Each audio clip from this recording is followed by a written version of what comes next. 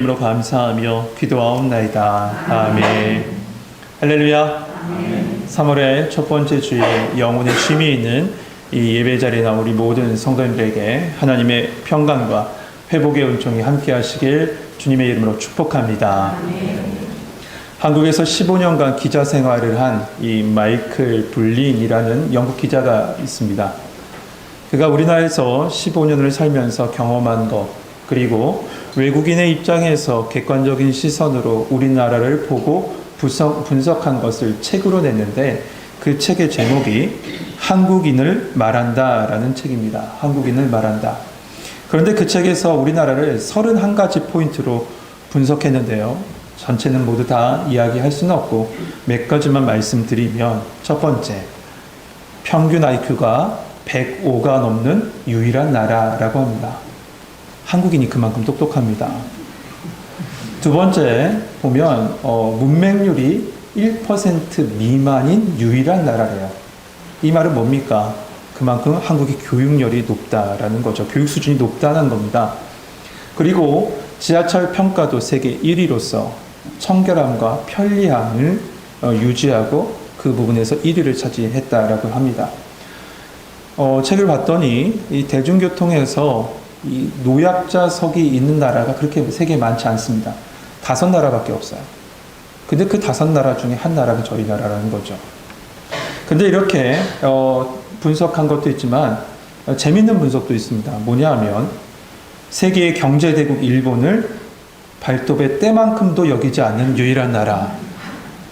네, 또 있어요. 부지런하기로 유명한 유대인들을 게으름뱅이로 보는 유일한 민족. 네, 우리나라 정말 대단하죠. 그런데 이런 좋은 평가만 있는 건 아닙니다. 부정적인 이야기도 있어요. 뭐냐 하면 일하는 시간 세계 2위랍니다. 그리고 잠 없는 나라 세계 3위래요. 열심히 산다는 것으로 모자랄 정도로, 표현이 모자랄 정도로 지치고 완전히 탈진될 때까지 살아가는 우리나라는 피로사회라는 것이겠죠. 그래서 이전에도 소개해드렸지만 저널리스트인 다니엘 튜더는 우리나라를 이렇게 표현하지 않습니까? 기적을 이룬 나라, 기쁨을 잃은 나라. 기적은 이뤘는데 기쁨을 잃어버렸대요. 세계가 보기에는 한강의 기적이라고 할 만큼 경제적인 성장도 이뤘고 민주주의도 이뤘습니다. 그렇지만 그 이면에는 기쁨을 잃어버렸다는 겁니다. 그렇다면 왜 이렇게 됐을까요? 세계 분석가들이 한결같이 하는 한 가지 이야기가 있는데, 그건 뭐냐면 무한 경쟁이라는 이 시대적 강박증이 우리 모두가 다 노출되어 있다는 거예요. 무한 경쟁. 그래서 이 무한 경쟁을 하다 보니 빨리빨리라는 이 한국인의 제2의 천성이 생겨버렸고요. 특별히 사춘이 땅을 사면 어디가 아파요?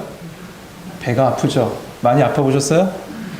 그러니까 나보다 잘 나가는 사람을 향한 이 상대적 박탈감을 느낀다라는 겁니다. 제가 신방하다가 들은 얘기인데요.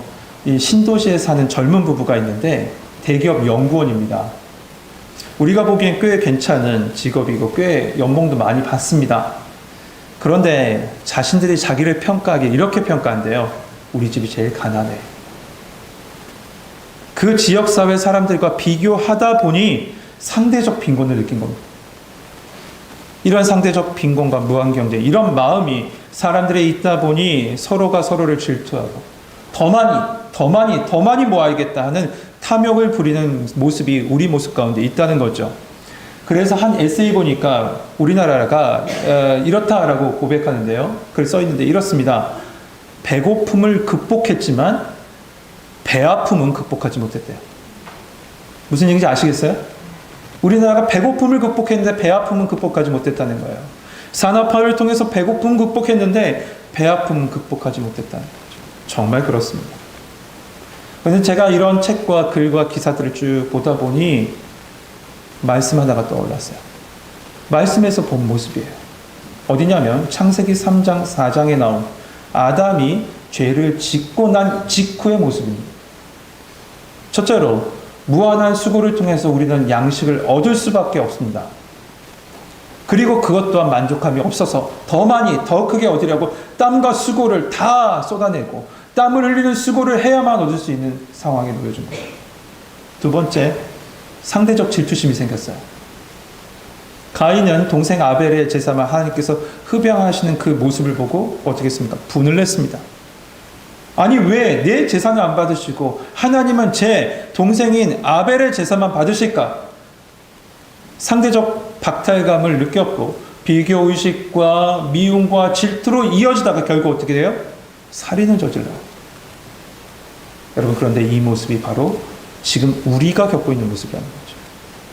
그렇다는 건 이 모든 것이 죄의 결과요, 죄의 습관이며 죄의 본성이라는 겁니다.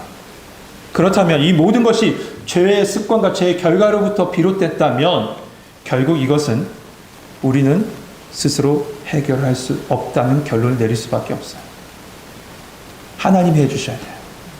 하나님께서 해결해 주셔야 돼요. 그래서 하나님께서 그 죄의 문제를 해결하시고자 또한 참된 안식을 주시고자 누구를 보내주셨습니까? 맞습니다. 예수 그리스도를 우리 가운데 보내주신 거예요. 그 예수님이 죄의 본성으로 인해 지쳐하고 탐욕과 상대적인 박탈감에 끌려다니는 우리를 향해서 지금 이 순간에 이렇게 우리를 초대하고 계십니다. 수고하고 무거운 짐진 자들아, 다 내게로 오라. 내가 너희를 쉬게 하리라. 우리 이어지는 말씀도 같이 한번 읽어볼까요? 29절 말씀 같이 한번 읽어보겠습니다. 같이 읽겠습니다. 시작.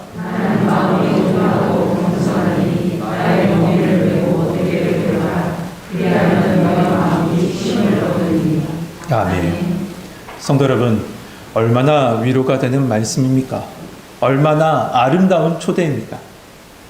예수님께서 지금 초대한 사람은 수고하고 무거운 짐진 자들입니다. 예수님은 나는 훌륭해, 나는 만족해, 나는 굉장해, 나는 대단해 하는 사람을 초대하지 않으셨어요. 수고하고 무거운 짐진 것을 아는 사람들을 초대하셨습니다. 이 말은 자신을 대단하다라고 완벽하다라고 느끼고 있는 사람들은 이 초대를 받지 못했을 뿐만 아니라 이 초대에 반응하지도 않는다는 거예요. 여러분, 이 시간 슬픔의 무거운 짐을 지고 계신 분이 계십니까? 앞길에 두려움의 짐을 지고 계신 분이 계십니까? 죄의 무거운 짐을 지고 계신 분이 계시다면 예수님의 이 말씀을 들으십시오. 다 내게로 오라. 내가 너희를 쉬게 하리라. 성도 여러분, 그렇다면 예수님이 누구시기에 다 내게로 오라 라고 말씀하셨을까요?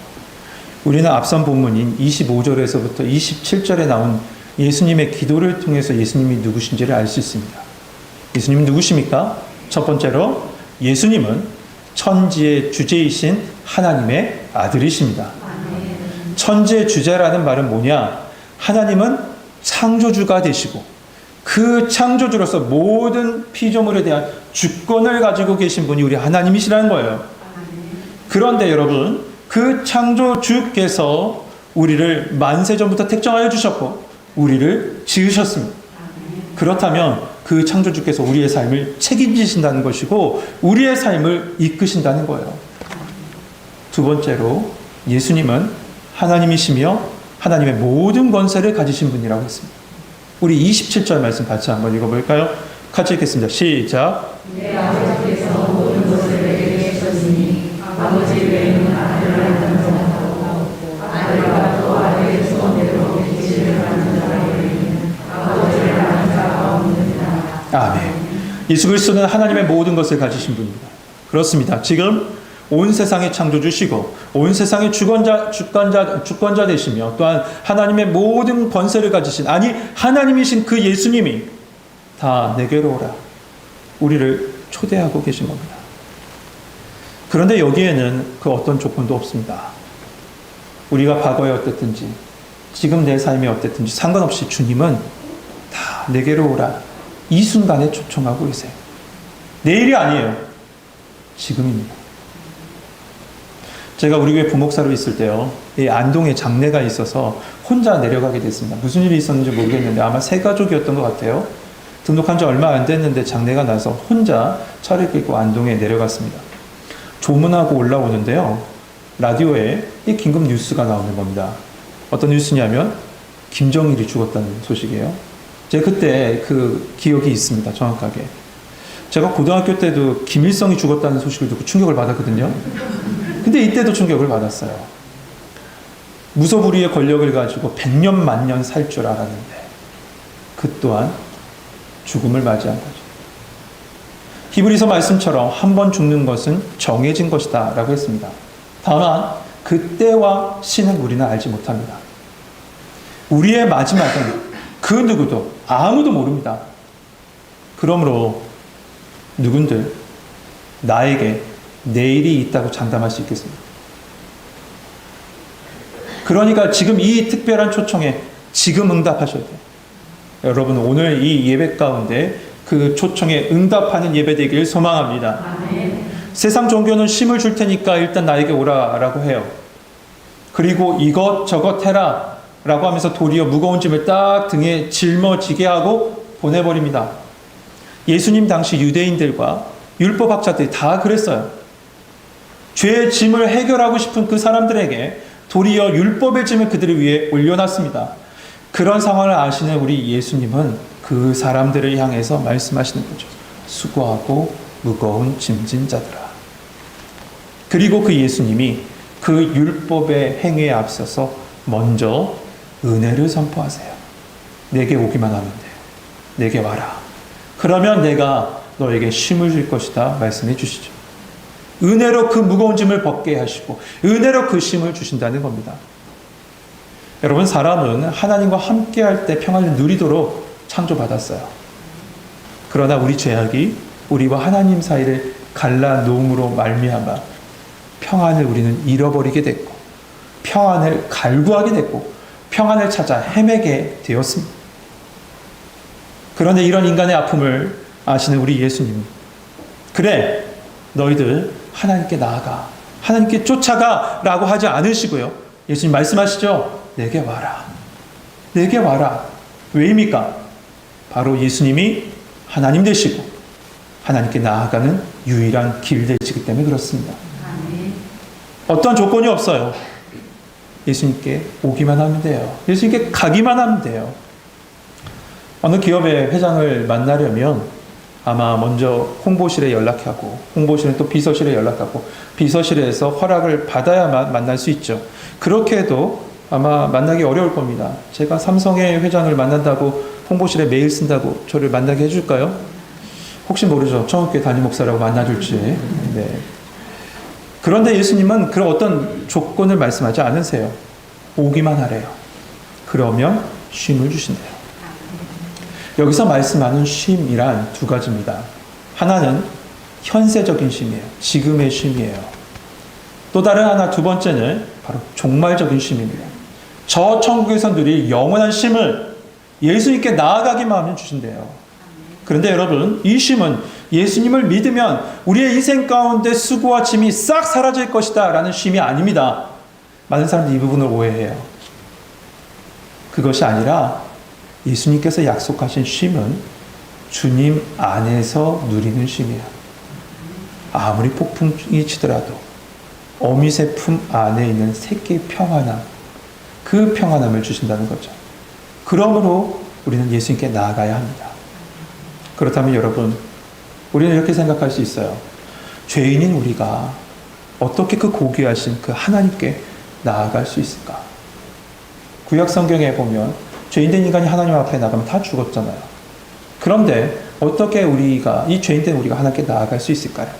이에 대해서 29절 상반절에 예수님께서 말씀하셨어요. 뭐라고 말씀하시냐? 나는 온유하고 겸손하니. 여러분 이 온유라는 건 여러분 잘 아시는 대로 친절하고 너그러운 태도입니다. 그런데 겸손이라는 단어를 우리가 한번 주목해 봐야 합니다. 겸손이라는 단어는 단순하게 내 마음의 태도가 아니라요. 이 말은 높음에 반대되는 낮아짐입니다. 그리고 지위와 신분을 낮추는 비천함을 나타내기도 해요. 그 다음 무슨 말씀이냐? 높고 높으신 하나님이신 그 예수님이 낮고 낮은 인간의 몸으로 비천한 몸으로 우리 가운데 찾아오셨기 때문에 우리는 하나님께 나아갈 수 있다는 거예요. 그분만 붙잡으면 하나님께 나아갈 수 있다는 거예요. 그런데 예수님께서 우리에게 한 가지 더 이야기하신 것이 있어요.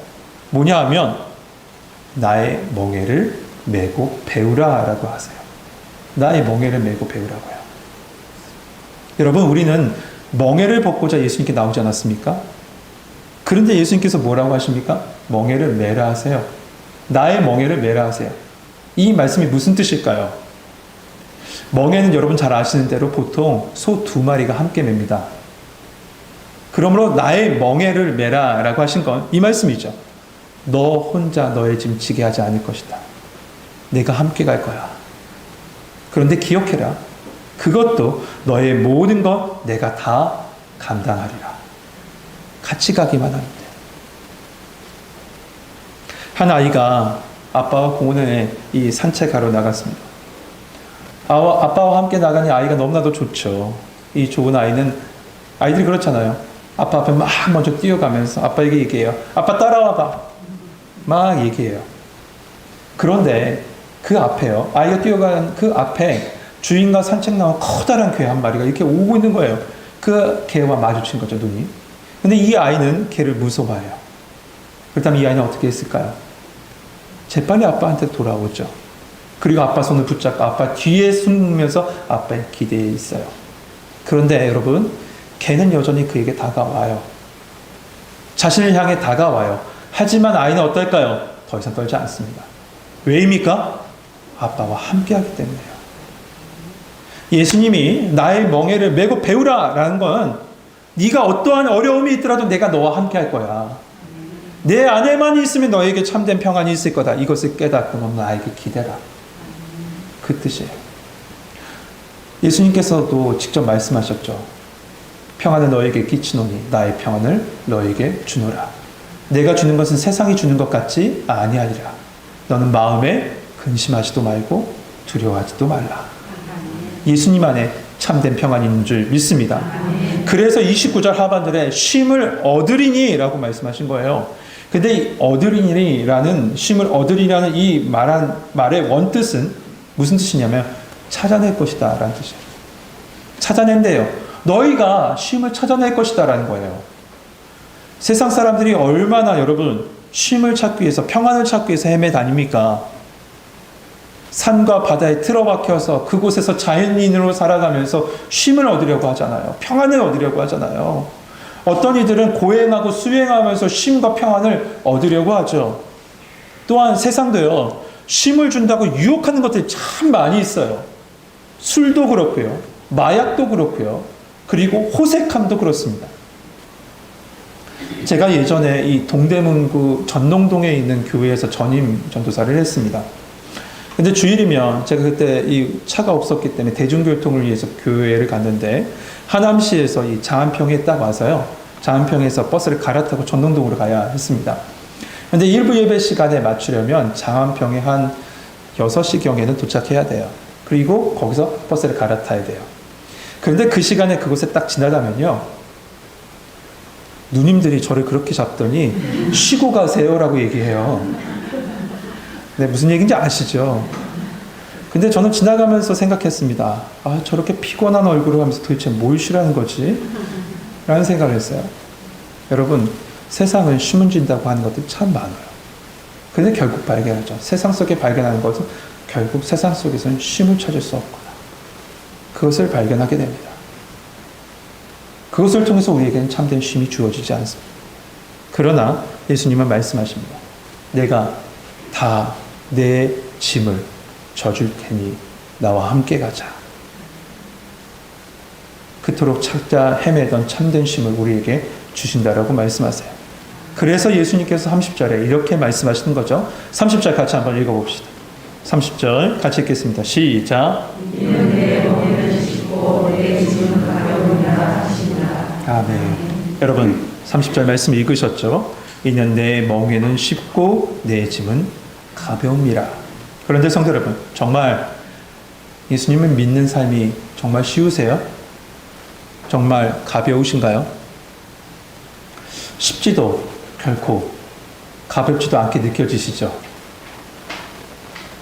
이 믿음의 길은 마태복음 7장에서 말한 대로 도리어 좁고 협착한 길을 걷는 것 같이 느껴집니다. 그렇다면 어떻게 할 때 우리는 그 멍에가 쉽고 짐이 가벼울 수 있을까요? 이것은 겸손하고 온유하신 예수님과 연합할 때만 가능해요. 여러분, 주님을 쫓아가십시오. 그 길은 좁을 겁니다. 주님을 따라가십시오. 짐은 무거울 수도 있습니다. 그러나 주님과 함께 하십시오. 그럴 때 그 짐은 가벼워지고 그 길은 쉬워질 겁니다. 예수님이 내 안에, 내가 예수님 안에, 예수님과 내가 하나 돼서 예수님과 함께 걸어가면 예수님이 나를 살아주시기 때문에 그렇습니다. 사랑하는 성도 여러분, 우리는 말씀 후에 찬송가 481장을 찬양할 겁니다. 한번 찾아보시겠습니까? 찬송가 481장입니다. 이 찬양에 대해서 연세대 김학철 교수님, 목사님이시기도 한데 김학철 교수님이 설명한 내용이 있어서 함께 나누려고 합니다. 이 찬양 신기하게도요, 영국의 FA컵이라는 컵이 있는데 이 특별한 이 리그죠.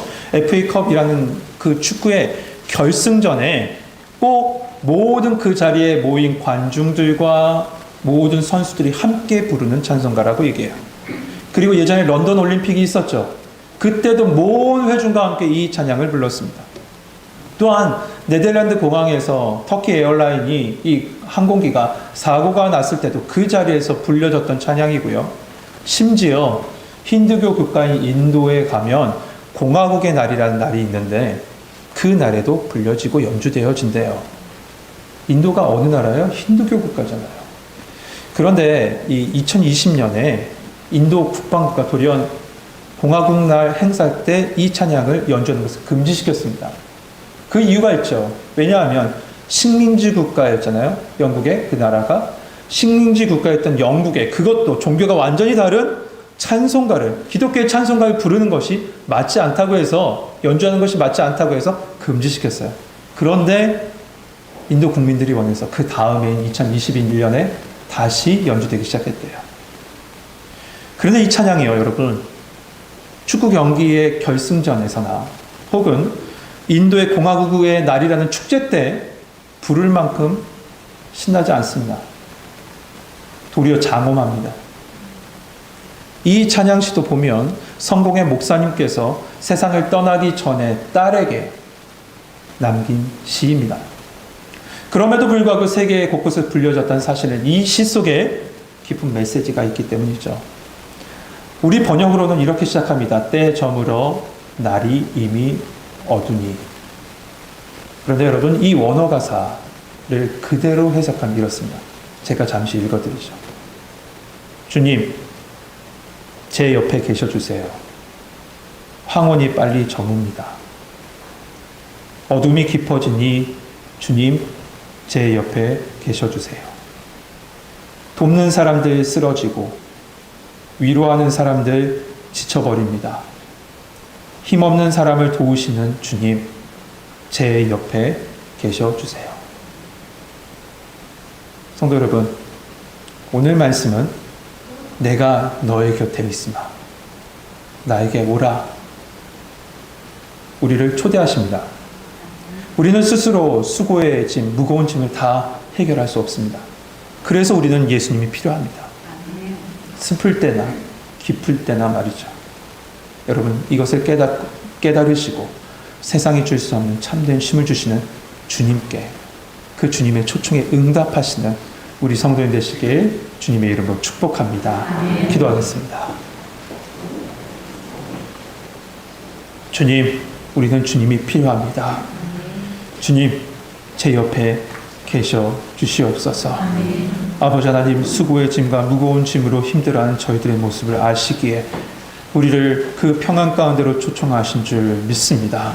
하나님 아버지, 주님께서 주신 그 무한한 평안을 가지고 주님과 함께 동행하며 살아가므로 올 한 해도 또한 이번 한 주간도 주님과 함께 평안 속에, 기쁨 속에 회복의 걸음, 믿음의 걸음 걸어갈 수 있는 우리 성도들 되게 하여 주옵소서. 예수 그리스도의 이름으로 감사하며 기도하옵나이다. 아멘.